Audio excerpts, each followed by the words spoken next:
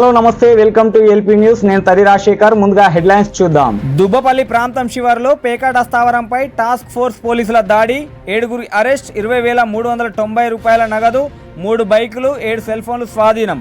Ramagundam commissionerate, Peddapalli జిల్లా Manthani police station పరిధిలోని దుబ్బపల్లి ప్రాంతంలోని చెట్ల పొదల్లో రహస్యంగా డబ్బులు పందెం పెట్టి పేకాట ఆడుతున్నారనే నమ్మదగిన సమాచారం మేరకు Peddapalli task force inspector Ramesh Babu, SI Raviprasad మరియు సిబ్బందితో పేకాట స్థావరం పైన రైడ్ చేసి 7 అరెస్ట్ చేసి 20,390 రూపాయల నగదు, 3 బైకులు, 7 మొబైళ్లు, పేక ముక్కలు స్వాధీనం చేసుకొని కేసు నమోదు చేశారు పోలీసులు.